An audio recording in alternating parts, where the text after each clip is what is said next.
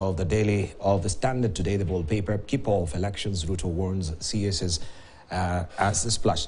Gladys, let's just begin with you on this particular matter because I think this has been one of the catnip issue that Kenya Kwanza has been putting on the floor every time that CSs should not be embroiled in politics. Can we also try and look at what the law says, especially as far as CSs are concerned and public officers? Yes, I did raise this on Saturday. I had a press conference from Wasingishu where I raised the alarm about it. And that was after it was covered in all the media houses where we had the Cabinet Secretary and Head of Public Service, Professor Kobia, dangling from Martha Karua's campaign vehicle as she campaigned in some part of Kenya. That was very frightening because she's the head of public service. She's the one who's supposed to ensure that public servants are not involved in politics. Section 43, Section 43 of the Elections Act prohibits civil servants from being involved in politics. In fact, there is an up to 3-year jail term as a penalty for doing so. And if this country was true to itself, then we should be taking legal action or starting impeachment proceedings against Professor Kobia. For us, she does not even have a defense to stand on. She was on the campaign trail on top of the same vehicle as Martha Karua as she campaigned for her candidature as an Azimio running mate for Raila Odinga. When you listen to the statements of P.S. Kibicho, again, which was covered by all media houses, P.S. Kibicho in Kirinyaga in the last few days stood at a public forum and said that I am instructing all security agencies as a PS of Interior that they must arrest anyone who heckles Martha Karua during her campaigns. Again, we know we have freedom of speech. People heckling you at a rally is not really an offense. It's only if they cause violence or disruption that is considered criminal, yes. But for him to actually use his office as Permanent Secretary in Interior to support and intimidate people on behalf of a presidential candidate is again contravening Section 43. If you look at the statements of Musheru, of ICT, he stood in a public forum, again covered by all media houses, where he pledged to use his office and the IT systems in this country to help Baba win. There is also statements made in public, covered by all media houses by CS Matiang'i, where he said, as the government, we are going to put you in office. That is gross violation of the Constitution and the law of Kenya. And remember, each of these CSs and every public servant takes an oath of office to uphold, protect, and defend the Constitution of Kenya and to abide by all laws. Also, any Kenyan is required under, I think it's Article 3, where we all have an obligation as a citizen to defend, uphold, and protect the Constitution of Kenya. So any Kenyan citizen, including yourself, Dibal, should be able to do that. So we have a situation where state machinery and public and civil servants are being used to campaign for one candidate. If P.S. Kibicho had stood up and said that we expect people to be tolerant, the police forces will not accept any violence, we shall protect the security of all candidates, that would make sense. And remember, he's saying this in the backdrop of a situation where we had police-instigated political violence in a Kenol church in Murang'a County some months ago. We had cases where the deputy president's entourage was stoned in a part of Nyanza. So clearly, why didn't they speak up at that time? So this bias is very serious. And in fact, if you listen to the Supreme Court decisions, it said any breach of the law during the electioneering process is actually a basis for challenging one's election. So and that's why my disappointment personally is that I have known Martha Karua to have been a person who upholds the rule of law. But she was there, standing with the head of public service on her campaign vehicle. And that's why when I made my statement, I told Professor Kobia that shame on you. You're the head of public service. We expect you to be the one cracking the whip on public servants. But there you are leading it. I don't know what kind of intimidation they could have got from the head of state to do it, but this is desperation at its best. This has never happened in the history of Kenya. It may have happened under the old constitution, but under the old constitution, the law was not very clear. Under this new constitution, it is clear. And that is why when you go to IEBC, one of the first things you must present to them for clearance is that if you're a public servant, you have to present and confirm under oath that you have indeed resigned as a public servant. That's how serious it is. You can't even be cleared as a candidate. So the question is, even those who are allowing public servants to come to their campaign podiums who have not resigned and campaigning for them is not acceptable. You have never seen any UDA UDA rally where we have a civil servant who has not yet resigned getting involved in politicking. Right. Because even as a candidate, I would not allow it. Yeah, but Gladys, the last time I checked, I think the PS, Dr. Kibicho, he's actually the PS, Minister of Interior, not the head of public service. Joseph Kinyua is the head of public service. Sorry, Joseph Kinyua is. No, Professor Kobia is not the cabinet secretary. She's the cabinet secretary and head of public service, right? No, it's public not. Service. Sorry? CS Kobia. Sorry, she's the, sorry. She's the CS public service. Yes, so she's still the cabinet minister in charge of the public service. Okay. Yes. All right. Let's just come to Kongo Mogeni at the end of the day. And do you agree with what, first of all, from a legal standpoint, according to the Election Act, with what Gladys is saying? That's debatable, and I think the best person to give a proper interpretation on what Gladys Shollei is saying would be the courts. Because, you know, when you talk about state officer, if you read a definition of a state officer or a state office in Article 260 of the Constitution, it actually includes the president, a deputy president, and cabinet secretaries. So you can't read the word in Section 43 of the Elections Act and say it extends to the president, sitting president, deputy president, and cabinet secretaries. If anything, there's also an exemption, when you are barring people from participating in political affairs. The cabinet secretaries are exempted. They are not put in the same category like other public servants. But that's not even the point, The point is that this idea of having double speak from UDA is where I have a problem. It's a matter of principle that if you believe in something, then preach what you believe in. Don't preach water and drink wine. In 2017, while we were in the campaigns, the deputy president in the company accompanied by His Excellency the President, was in Nyamira, and in the campaign trail was Cabinet Secretary C.S. Matiang'i. They were in a campaign trail in Nyamira. I saw it myself because I was within the count at that time, and the DP did not raise any objection. When it served him well, then it was fine. Now that he feels that he's bolted out of government and is not having the company of these CSS, it's wrong. They say what is good for the goose is good for the gander. So if it served him well in 2013 and they didn't raise any objection, why is he objecting now? He's just trying to seek sympathy from the public, which is really is politicking. Number two, we have been watching cameras as the DP organizes his political affairs. Many times I've spoken to my friends who have come all the way from Nyamira, And they tell me we are at the residence, the official residence of the deputy president.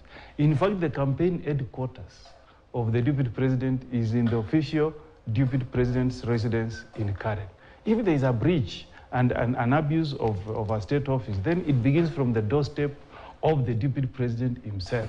Because if he wanted to tell us that he wants to separate politics from the use of state resources, he should not use the official residency in Karen as a campaign headquarters for UDA. I stand to be corrected, but if I'm not wrong, even the announcement of the running mate was done from his official residence in Karen. I stand to be corrected, but the optics I saw from the TV gave an indication that that announcement was being made from that office. The food that all these people who are there, and they go in hundreds, I'm telling you, and the food they are consuming is from that office. Who is using state resources for campaigning more than the deputy president himself?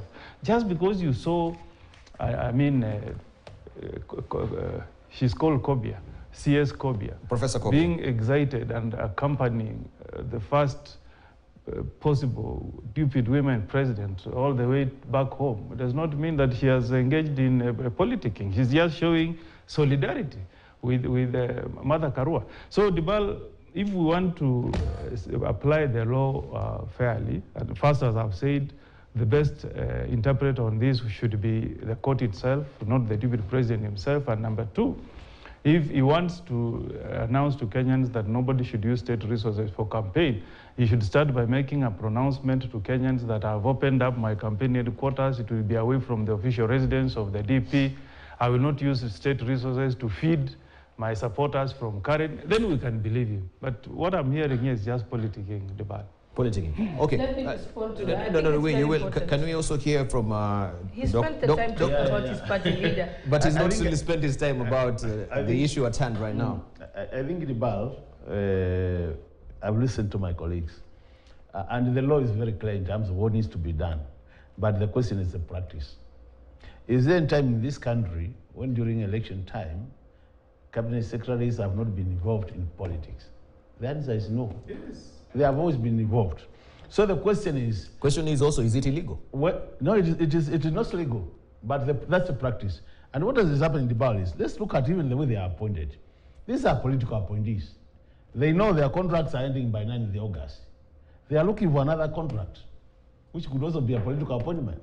The other thing in the Debal, look at what is happening in terms of currently, IBC has not declared campaigns in terms of official starting of the campaigns, has not been declared. Every day, everybody is campaigning. So we are talking about breaking the law, and we are already all breaking the law. So what would be making the difference when there are CS campaigns, and we are already campaigning the wrong time, when the law doesn't allow? So I think what is happening is that our practice as a country that when elections approach, we all keep aside our laws, and now we do our normal practice. And I can tell you for sure, if Honorable Dr. Ruto was today in the government, he will still be accompanied by cabinet secretaries. So to me, this debate is here and all there. Is what we call double speak, and I think the best thing is, let's all agree either side is as guilty as charged, and we move on. Yes. Okay. Gladys, can we just hear from also the CS Matiang'i and CS Mushero as well, as you indicated, if they actually also pronounce what you had mentioned before? Let's just listen to that particular bite. We will end up with up to 40% of holders of elective office being very well known and established wash dealers, and so on and so forth. Because those are the ones who are hiring crowds and hiring people from one end of the country to another end. And in some constituencies, the people we are profiling or we are investigating, or the people on Mr. Kinoti's radar, are the leading candidates in some constituencies and in some areas. That is not exactly what I wanted. As soon as we get it, then we shall actually play out that particular bite from Matiang'i and CS Mushero as well, as we try and look it up. Let's just listen to you, Gladys. Yes. But I wanted to raise a question, first of all, before you latch on what you wanted to say. But you finish first, then I'll raise that particular question. Okay, Debal, the election process begins from when the announcement and the timelines for the party primaries are declared by IEBC. Yes, yes. So it comes in two phases. The first phase is the party primary phase. And that one is where the issue of removal of civil servants from being involved in politics is set out. So there was a date set, which was March the 9th, yes, that they all have to have resigned. That's why you find in Wasingishu, we had Ambassador Bitok, Ambassador Serem, who resigned as ambassadors to come and run for governor of Wasingishu. Similarly, in Kibicho, CS Keter resigned to be able to do that. Because that is the law.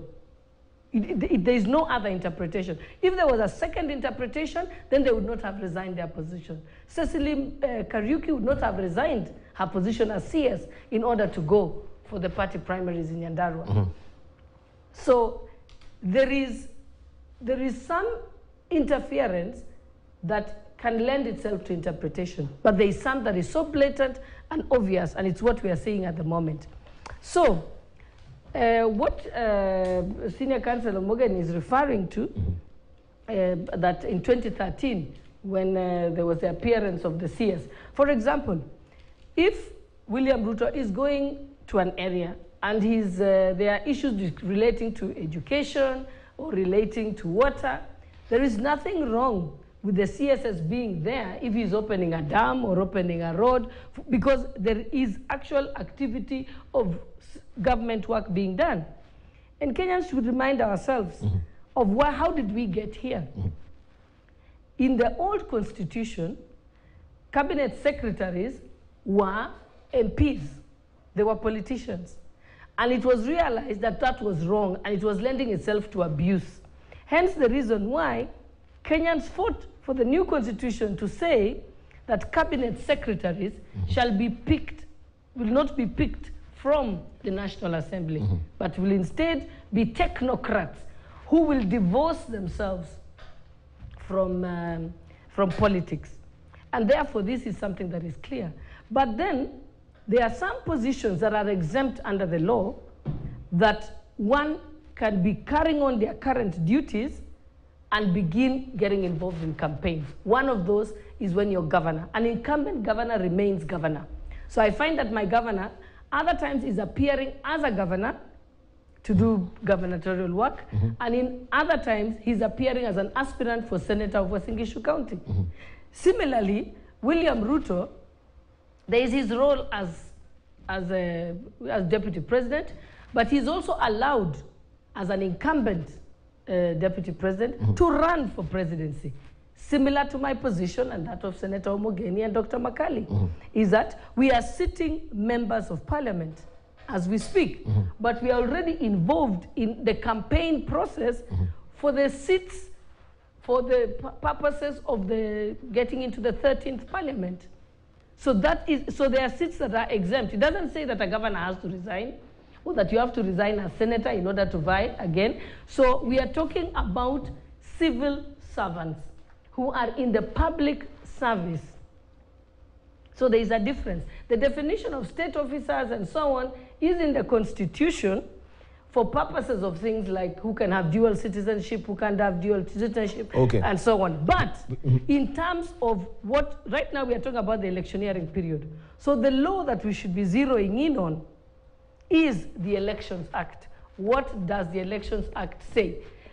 The Constitution can't cover every aspect of what happens in Kenyan life. I just wanted to tease out, just a moment. Allow me to finish before I come to you, Kongo Mogeni. Yes. So this is what is being put as, right now we are in an election period, and it is clear that civil servants must resign. All right. They should not be involved. And also that resources, and recently it was pronounced by the Supreme Court, relating to the president, that he can't use state resources for purposes other than that is allowed. And as I finish, I want to make it clear to Okongo Mogeni, we all know, and it's public knowledge in Kenya, that William Ruto was stripped of his role and his duties as deputy president after the handshake. We also know that it's public knowledge that, and it has been confirmed in public, that he is not receiving any state resources at the moment, as part of the punishment against him by Uhuru Kenyatta. Thank you. His bills are not being paid at whatever, his vehicles are not being paid for, he's not using military choppers He's being to fly stifled around. Right. Yes, everything is private resources. But the other side are being supported by government to run around. Did you respond to what also Kongo Morgan was asking you about him using, you know, his residence for political operations and making pronouncements like... that's the reason why I said there are certain seats that you must stay in your office until the end of your tenure because you still have duties to discharge. There is also issues of security matters that relate to the deputy president. So yes. No, but we need to be very categorical on what is, you know, the official duties of the country and personal issues. The Elections Act does not include the governors who are already sitting. It does not include the president or deputy president. That's why Uhuru Kenyatta, when he was running in 2017, continued to operate as president and actually was availed certain state resources to be able to go on with their day-to-day duties. Not the hardcore. It's not like the state would pay for campaign materials. You want to tell me these are the trappings for the incumbents? Sorry? These are Incumbents, naturally, because of the nature of their job that they have to continue to carry it out. What you're trying to do now is split hairs. What we are saying is what the Elections Act has done is clearly demarcated those who are holding public office as long as you're not an incumbent elected public officer. Thank you. Thank you. Yes. So it's different for governors. Governors don't have to resign to run again as governor. Okay. They remain before in I come office. to you, before I come to you, I'll come to you. There's an issue, Dibal. No, I wanted to raise an issue also. If you mislead Kenyans on the law, and we are on screen. Excuse me, just a moment, because I wanted to also Gladys to just make it very limpid for me, because you mentioned the Election Act, the election. It's not an act. The Election Act? Yes, the Election Act. The Elections Act. And we have the Constitution as well. Of course, the Constitution takes preeminence over an act at the end of the day. And I wanted just to tease out what we have on Section 23 of the Leadership and Integrity Act. In fact, that's what I wanted to read to the Kenyans. This is political neutrality because I have it here. And Dibal, that should have come from me because that's what I wanted to tell Shollei, that under Article 80 of the Constitution, Parliament was given an obligation to enact legislation that will govern issues of leadership and integrity. And the government that my good friend, President William Ruto was part of in 2013, enacted the Leadership and Integrity Act. And the Dibal in Section 23 of that law on political neutrality. And this one you should allow me to read so that Kenyans know that what we are saying here is what is in the law, is not my creation. It says an appointed state officer other than cabinet secretaries. So that is an exemption in law. Other than cabinet secretaries shall not act as agent or further the interest of a political party. So the law as it is today exempts cabinet secretaries. I can explain that very clearly. No, there's not. Let me finish. You know, the problem is that, Gladys, you don't allow us to put our point across fast. So when you come to cabinet secretaries, Dibal, you don't look at the Elections Act. You make reference to the Leadership and Integrity Act. And that's where you find a clear section, Section 23, that exempts cabinet secretaries from that issue of being apolitical. They are clearly exempted. Then number two, or a member of a county executive committee. Yeah, that's the ministers at the county level. When I go to the county and you find a governor, you'll always find him moving around with his cabinet, the members of his cabinet, the ones we call members of executive, CECs. They move around with the governor and they will always propagate what the governor has done, where governor should be given a chance to continue. It happens. I'm sure if you go to Wazingishu, you will find the same position. So there's nothing wrong for CS Musheru, CS Matiang'i to come out in support of their boss, who is the president. In terms of DP telling us that it doesn't get any allocation, I want Dr. Makali here to tell us. When we passed the budget, there was a budget for the office of the deputy president. It is there. Please, we go to church, it's there. They get money for hospitality. That's the money they use to feed people in Karen. That's the money they use to fuel their vehicles.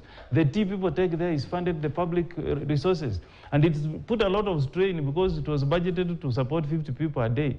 About 1,000 people go to Karen DP's office to take tea. You can confirm that That is using state resources. And Dibal, the only way you can exit the position of deputy president is either under Article 149, you are removed from office or you resign.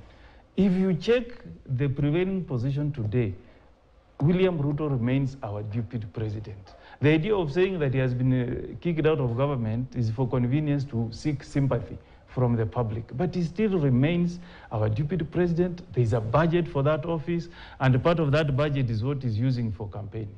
I rest my case. All right. So we Kenyans also, I think we were riding under the impression that we were given that, you know, the CSs, they have to be technocrats. They have to be apolitical. They cannot be embroiled in politics at the end of the day. But Gladys, you see it, the political neutrality that he's just read out and you want to respond to it. I shall just reiterate it. As appointed state officer, no, for the benefit of Kenyans who've not had this as well. As an appointed state officer, other than a cabinet secretary, or a member of a county executive committee shall not, in the performance of their duties, A, act as an agent for or further the interest of a political party or a candidate in an elections, or manifest support for or opposition of any political party or candidates in an election. An appointed state officer or public officer shall not engage in any political activity that may compromise or be seen to compromise the political neutrality of the office subject to any law relating to elections other than, so they're exempted. The CSs are exempted. The CECs are exempted. So are we in agreement? Yes, we are in agreement, but this is the law. No, hold on. You don't read the law in isolation. The reason why that was put in, because I was part of the process when that law was being developed. The reason was that when you're elected as president, you then appoint cabinet ministers. Those cabinet ministers will usually be people who will be able to help you implement the manifesto of your political party that sponsored you to the presidency. Good example is Uhuru Kenyatta was the party leader of Jubilee, became president. He then co-opted the Secretary General of Jubilee into cabinet, Raphael Tuju. His reason for it was that Raphael Tuju will ensure that while in cabinet, the cabinet is implementing the Jubilee manifesto. Hence the reason why there is a thin line at the time of implementation between, because cabinet secretaries are appointed by a political party in their government for them to be able to implement it.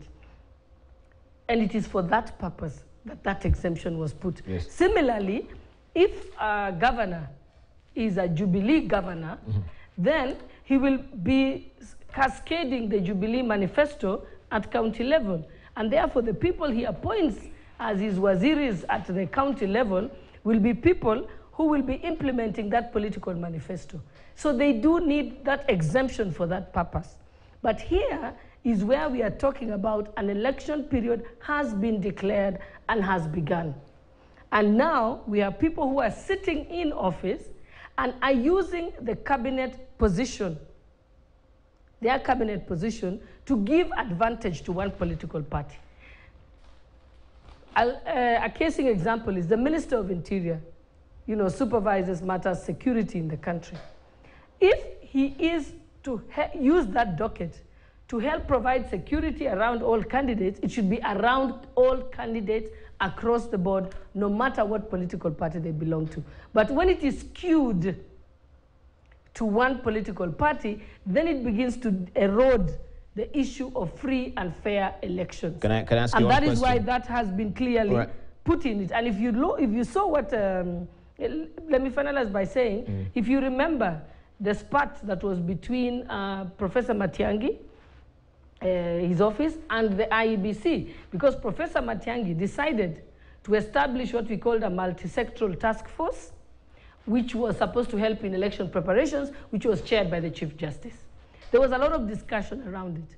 and it was found that that was creating undue influence by the Minister of Interior, who is in favor of the Azimio candidate to get involved in elections. Yet, there is an institution called the National Council for Administration of Justice, which is supposed to be the body under the Judicial Service Act to deal with Gladys. such events. Right. Let me ask Dr. Makali here, because Gladys is actually, proffering that notion that, we have these CSs who are leaning on one side. But even within that particular secretariat or the secretaries that we have, we had Keter. If we had Keter not really running for governor and other CSs who are leaning towards, let's say, the Kenya Kwanza, would you be still holding the same debate? If they were on the podium, they're saying, the person that you can actually vouch for right now is Dr. William Ruto on this other side. What will have been diametrically different if they were using the state resources, as you put it right now? They've not resigned, they're still in office, but they're actually executing, and they've just gone on the open and shown us the card. This is a person that actually I'm watching. This is meant for, to be fair. As I said earlier, Gladys, we are just being defensive for nothing. The governor of Turkana is still the current governor of Turkana. He's heading the secretariat for Kenya Kwanza. He has not resigned. So let's just agree that people are not adhering to the law when it comes to these issues of politicking. And that's why I said the law might be saying something, but the practice, what is happening on day-to-day basis, is totally different. But let's just confirm one or two things which the I think is better than confirm. My area is the issues of finance. Yes. So matters budget, we have a budget for the office of the vice president, under the president. The deputy president. With an accounting officer, standalone accounting officer, who really agree with what the senior counsel says. The DP currently has a budget, just as he has been having a budget for the last 9 years to do his things. So in terms of official duties, the budget has been provided, it has never been changed. And for the benefit of Kenyans, actually, the budget is for the DP and his spouse, just as it is for the president and the spouse for their programs. So it is not unique to either one of them. So even their spouses, when you see them going out of the country to do activities, they are still using public money. And that is the position. It's a constitutional position, but you can't change it. You could also, as from the committee, have given the check that they should receive this money. But is the reality on the ground that actually they're getting this money?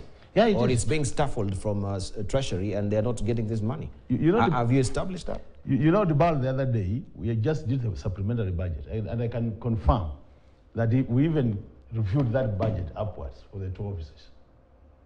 And if they were not getting the money, even the salary, they would not be able to pay. So I can tell you for sure, let's not pretend. Kenyans are intelligent. We are able to look at it. And this is public knowledge. You can go to the supplementary budget. The budget, just do your own research. Get the book. There are books which are generated after the budget. Get that booklet and look at the office of the president. You see all those figures, including the amounts. It's not a secret. It's public knowledge. So that when we talk, we tell the Kenyans the truth.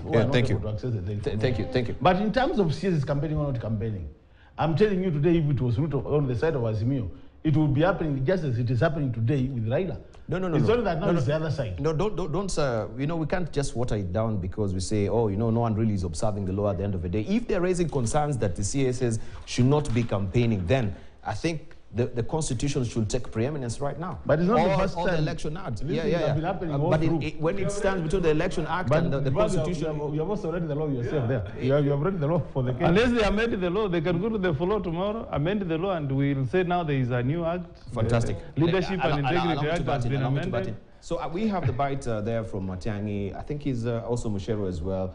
Let's just listen into what they were saying regarding the elections and election preparedness, because also Kenya Kwanza is raising concerns about the polls. Will it be flawed? Will it be rigged at the end of the day? So we want to know. Let's just listen in, then we shall tease out. Some of us are there to ensure we have free, fair election, making sure systems and everything are working. And obviously, we're working closely with Baba to ensure that that is the case. And we've been looking and seeing the information. Mheshimiwa Prime Minister mzee wetu Raila Odinga na Madam Deputy President Designate, tunakushukuru and we congratulate you. Kwa niaba yetu sisi wote tunataka kuhakikishia kwamba serikali iko sawa, nchi iko sawa na tuko tayari. Is that what you're mentioning regarding Musheru? The statement that he made? Sorry? Or is that what you're actually alluding to? The statement of Musheru? No, Musheru was talking about the fact that they're in ICT and they've put everything to ensure that, you know, kusaidia Baba to be able to go to Ikulu. There was a similar statement by Matiang'i. It's not that one. I was trying to get it on my phone. It's not that one, but if that is what you're alluding to, yes, because but he's not, been and very remember, it's not categorical. one event. It's several events where they have blatantly been in support of Raila Odinga's candidature. They don't do the same for all the other presidential candidates. Even the fact that a cabinet minister is going there and saying, you know, our deputy president designate and going on and so on, it's undignified. So it's against the conduct of that particular office. What they should be doing is, if they are doing that, then they should do it for all. For all. For all. If they are doing, that means they are not being biased towards one political party. There's no preferential because treatment the law for one does candidate. not exempt them. The law does not allow them to take position for only one political party or one part of the political divide.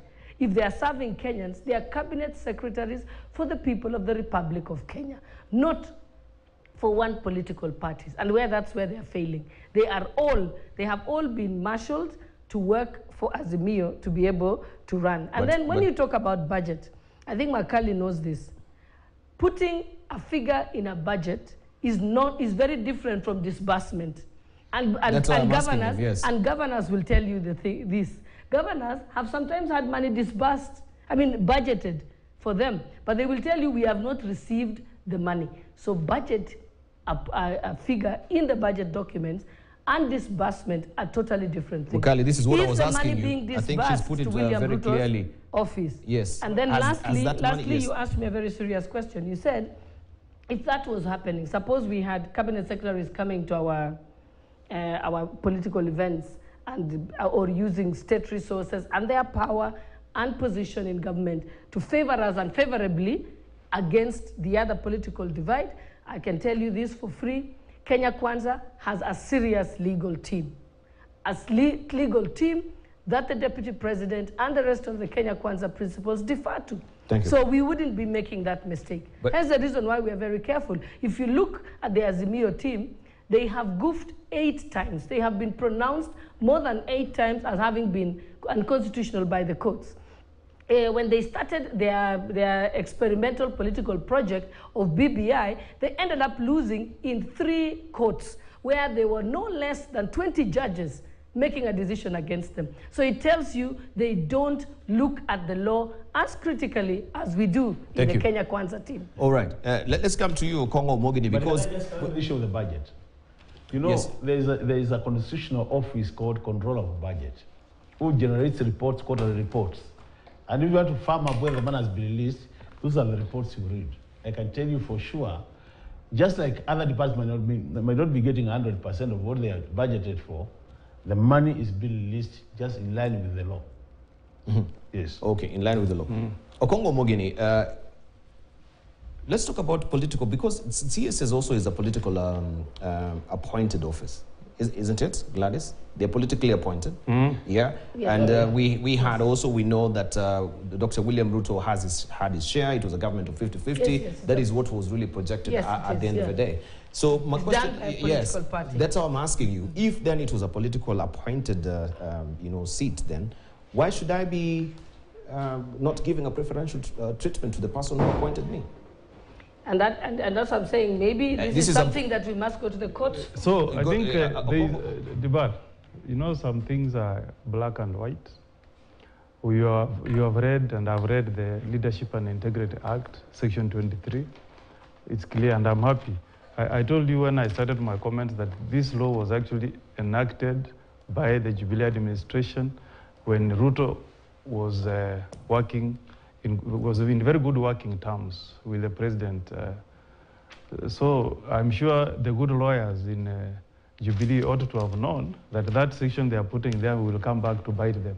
So if you read the Constitution, The only commission that can summon people and take them to court for breaching Leadership and Integrity Act is the Ethics and Anti-Corruption Commission. But because these cabinet secretaries have not breached any law, the lawyers in Integrity Center, headquarters of Ethics and Anti-Corruption Commission, have read the Leadership and Integrity Act. They are the body that implement the provisions of the Act. And they know that even if they wanted to summon these CSs, there has not been any breach of the law. So what you're hearing here from my good friend, who I have a lot of respect for, Gladys Shollei, is trying to seek public sympathy from Kenyans by saying, look, cabinet secretaries are supporting one side and not us. But choices have consequences, Dibal. If every day the DP takes to the podium to discredit the government of the day, how can he be working with the same cabinet secretaries who have taken oath of office to serve the government of the day? It is expected that if you are discrediting that government, you are not going to work with the cabinet secretaries. When it's hot, DP will tell you, I'm not part of government. When it serves him, he will say, I'm speaking as the Deputy President of the Republic. We are the ones who implemented this road project. We are the ones who did this. This thing we are being told that he has been chased out of government has now become music to our ears. Me, I want to come here and discuss something different, not something that does not make sense to us. He is still the Deputy President of the Republic of Kenya. If you went to the Office of the Control of Budget, as my friend Dr. Makali has said, you will find that there is an expenditure line for the Office of the Deputy President. And since we are leaders, we are honorable members of parliament, we should be truthful in some of these things, Dibal. So what I think is clear to Kenyans is that there is a case of sour grapes. This time, Dr. Matiang'i has not come out to accompany the DP. He feels that's a big letdown. But it's expected, Dibal, because he has broken ranks with his government of the day. So me, I'll just request my brother, DP, let him be on the campaign trail, let him stop these side shows. He has chosen to be on the side of the opposition from within government, and we look at him that way. In terms of us having been taken to court on BBI, again, we go back to the idea of double speak. You saw when positions were being shared out from DP, the slot of Prime Minister, and Gladys Shollei can correct me, the position of Prime Minister that was in BBI that Kenya Kwanza was telling us they were not identifying with. They have given that position to Musalia Mudavadi from Western Kenya, telling you that anything you hear from Azimio, from Kenya Kwanza, is something they don't believe in. If you want to find double speak, the best place to find it is in Kenya Kwanza. Be truthful to Kenyans for once. Don't tell us you don't want BBI. Then when you come to kind of unpack your government, it is BBI from the back door. So is that the kind of leader that we want, really? That's what I'm asking Kenyans. Is that the kind of leader that Kenyans want? Right. Gladys, yes. If you flip to page 4, I think, of Daily Nation, to page 12, we have Kenya Kwanza saying... Page 4 of the Daily Nation? Page 12. Kenya Kwanza says states plans to manipulate polls. And we have a bite also from Senator Moses Wetangula saying, our opponents are seeking to ride on fake opinion polls calculated to influence public perception ahead of the election. And just also to flip over maybe to this first paragraph, the Kenya Kwanza Alliance team also demanded during the campaign trail, they were actually in your backyard, Gladys, also demanded assurances by the Electoral Commission and the government on results transmission and the phone network coverage in the 52,000 polling station as they rubbished opinion polls placing Azimio la Umoja flag bearer Raila Odinga ahead of Dr. Ruto. This issue of, you've been harping on it as well, regarding the IBC and how you don't really trust IBC, because you're saying here Murkomen is accusing IBC, this is what the flag is reading, Murkomen accuses IBC of taking sides with some government officials allowed to campaign. Is it in light of what we were talking about? Yes, it's in light of what we're talking about. We're not saying yes. no, I don't think the statement meant that we are saying IEBC is incompetent or incapable of running the elections. We are just saying that IEBC is allowed to crack the whip. I have worked in IEBC, and on many occasions as the Deputy CEO in charge of election operations, I did send out warning letters to various politicians and to various public servants for being involved in the election process in contravention of the Elections Act. So that is something IEBC is supposed to be doing. They're supposed to be monitoring, and they have the power to warn a candidate in writing, then fine them, and maybe at the third time actually have them removed from the list. So that is possible. And then when we talk about influencing the polls, I always tell people, stealing the election on election day is near impossible now with the way we have structured our election system. But the way that elections can be manipulated is, one, is using state resources, intimidating voters. When PS Kibicho says he will arrest any hecklers, he's basically taking away people's freedom of speech, or telling them, you either clap for Martha Karua or we shall, or will you be arrested. That's intimidation. Fielding fake polls is also a way of misleading the electorate.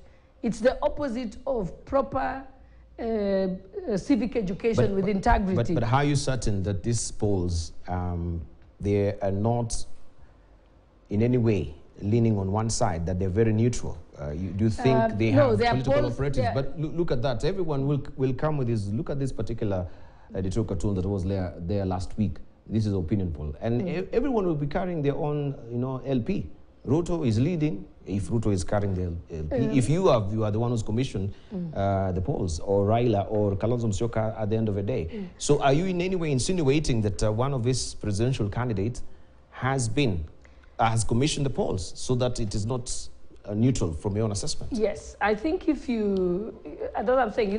When it comes to opinion polls, in my own personal opinion and that of the Kenya Kwanza team, if you sponsor fake opinion polls, it's only good for massaging your ego, but it doesn't change the reality on the ground. So as far as I'm concerned, it's a zero-sum game in political strategy. So you may just be trying to create a mood of acceptance of yourself in a certain area, but it doesn't help, because at the end of the day, it doesn't change the ground. What stops you as and I think what people are pointing out is, you find there is the first opinion poll, and Raila is doing very badly in central Kenya.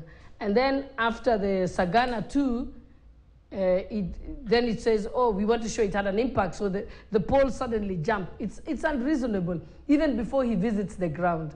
So any political analyst will tell you it doesn't look right. But that is not an issue. I was saying those are the manner in which people interfere with elections. If you look at what they did during the by-elections, when police with tear gas came to Nakuru, where I was training the UD agents, and there was no mayhem, there was no fight, it was a private hotel conference, but they came in, and I remember asking the OCS, why do you have 4 pieces of tear gas canisters on you? We don't have a riot here at all. Is it that you want to create the riot yourself? That's intimidation. And eventually we broke up our training and left, because we knew they wanted to provoke violence. We saw it happen again in Nakuru on election day, when they threw tear gas at people who are just lining up, just because they saw some UDA members of parliament there. That's intimidation. People can interfere with free and fair elections by doing that. Even if you look at the international standards of free and fair elections, presence of police officers at polling stations, heavy presence we mean, not what is needed, is a form of intimidation.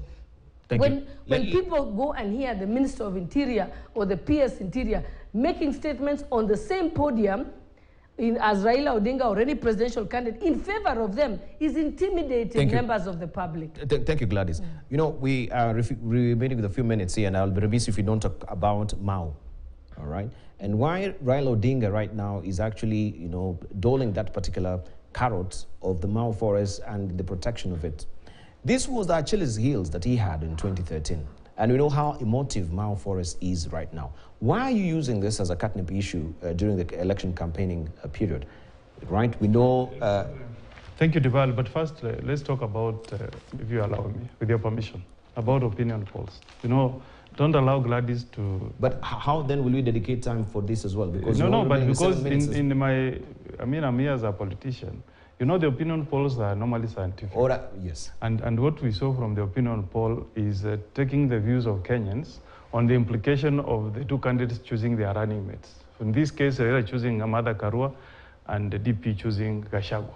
And the respondents were like, because of this choice of running mate, Raila is now ahead. That's very scientific. And you cannot say that is just happening from nowhere. It's because of the choice of those candidates. In terms of... no, but I'm sorry. I'm sorry to butt in. These polls, then we should also question the announcement of the running mates and when the polls were announced. It was on the same day. Because then, how did they really affect the polls? If you're telling us, oh, it was a choice. Look, in fact, what you should be telling us is that... You know the people running these opinion polls, you know them. Some of them are in the media. And they do these opinion polls concurrent to an event happening. You know it is done. You do something today and they run an opinion poll through the phones, concurrent with the happening of that event. Then they give the results. Before, this was the position. After the event happened, this is the position. And it is scientific. You're saying, this has happened today, running mates have been chosen. Whom will you vote for? And they give you the results. Number two, maybe could we what you're talking about that was a factor. About the Mao insecurity and violence in the electoral process. You saw what happened to Martha Karua. This is a lady candidate, been picked to be a deputy president of a very major political party. And you organize people to heckle her in some regions in Mount Kenya. I expected the Kenya Kwanza, you can hear she's saying there was no heckling. But I saw Martha Karua addressing the people who are shouting and say, go back to the person who sent you, the one who gave you 200, and tell him to come and take the microphone from me. I expected an apology from the Kenya Kwanza saying, we don't believe in electoral violence.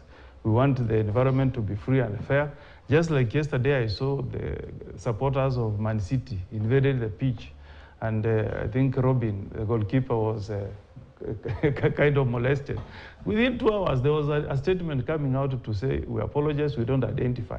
But I've not seen Kenya Kwanza coming out and apologizing to the Kenyan women. But why should they apologize? They should, because... you don't have any scrap of proof that these people were hired by the Kenya Kwanza. There is evidence. In fact, 11 people have been arrested. Where is the there are people who have been arrested, Dibal, unless you don't live in Kenya. People have been arrested, been taken to court. Some have even confessions, saying we were paying to go and heckle.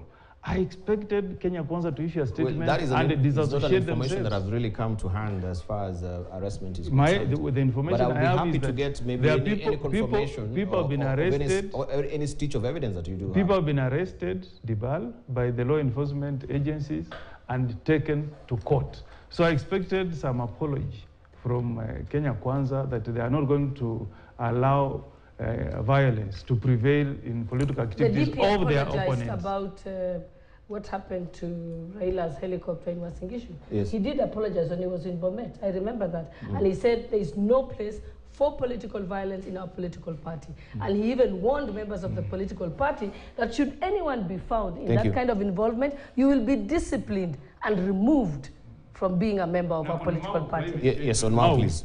Mao, Dibal, we have just had the election results come out in Australia, where the Labour Party has dethroned the Conservative Party. After 9 years. After 9 years. And you know what was the defining issue in that campaign? It was about climate change, protecting environment. So what Raila is telling the people of Kenya is that Mao is not just a water catchment for the people around the Mao. It's a water catchment for a very large part of this country, including Rift Valley. And he's coming out as a statesman who is not just playing populist politics, but is putting an agenda that is of concern to every world leader today. Climate change, Dibal, is a threat to the future generation, not just the current, but even to the future generation. So you cannot tell him that because of political expedience, he should not address such a critical issue that has defined elections in Australia.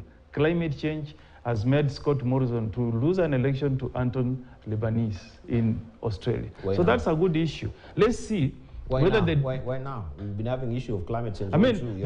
this is an issue, Dibal, where we want to put our issues to the public. We want to show the public what we believe in, what our agenda is. What I expect you to ask Kenya Kwanza is their response to the protection of the Mau catchment area. Let them tell us Gladys, whether they want that catchment area to be destroyed or to be preserved. Thank you.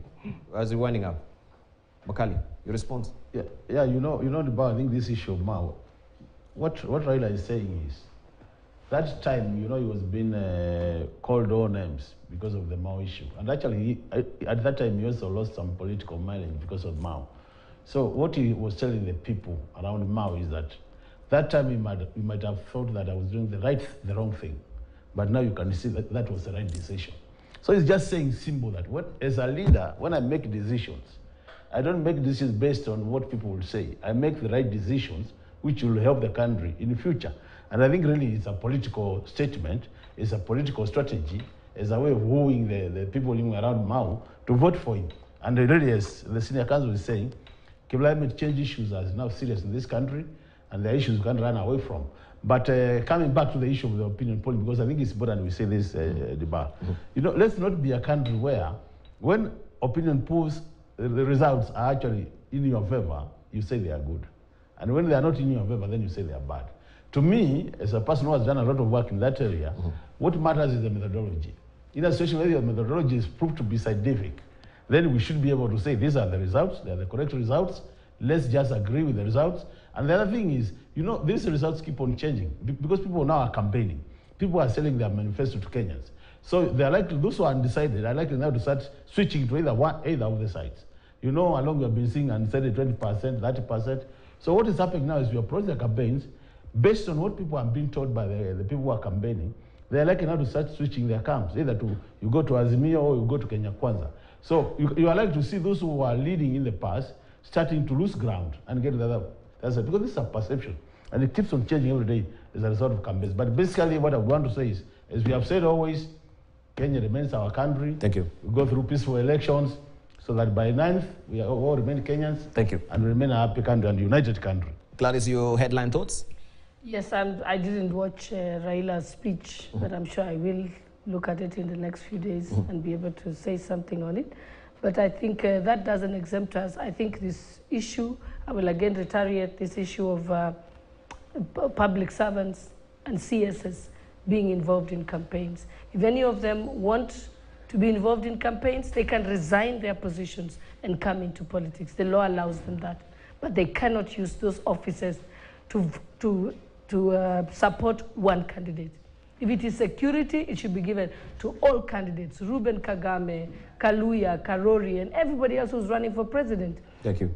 I'm also entitled to be ensured to be protected by the same cabinet secretaries if I have a situation I should be helped, because they are my cabinet secretaries too. Thank you. And it's my taxes that pays their salary. Thank you, Gladys. But you have a handy opportunity of going to the courts as well, Yes. just as you've mentioned. Why don't you do so? I want to tell you what options we are looking at. Not on national television. All right. Let's hear from I said you don't announce a process. We don't announce Well, that's what Kalonzo does. We don't.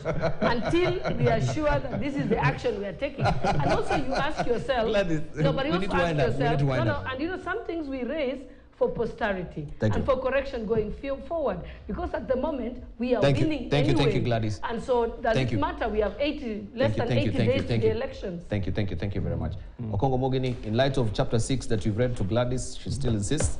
Yeah. No, you don't even talk about the court option. They have an option of invoking Article 152, bring the issue to the floor of the House. But because they know no law has been breached, they cannot come. So they will just come and talk about it here for the media to see. But the options available, like coming to the floor of the House with this matter under Article 152, they will not exercise elections, it's not worth it. Because the law has not been breached. Thank you. Section 23 of the Integrity and Leadership Act is very clear. Right. Yeah. Okay, we wind up on that particular note. I want to thank you, Dr. Makali Amolo, for coming through, a member of Parliament, Kitui Central, also Gladys Shollei, Western Gishu County Women Rep. Thank you for coming through. Senior Counsel Kongo Mogini, Senator Nyamira County. Thank you for coming through for that cogent discussion we've had. Yes, the cake is here. If my director may just put it up, it's Mount Kenya as well. Get the biggest you can. And you can see everyone is gagging at that particular very sumptuous cake. which is Mount Kenya right now. Who will get the biggest slice? Right, it continues apace, that particular campaign and battle. Thank you for your valued company. Don't go away, much more coming up on the other side of the break with Job Ogire. This is all to do with sports.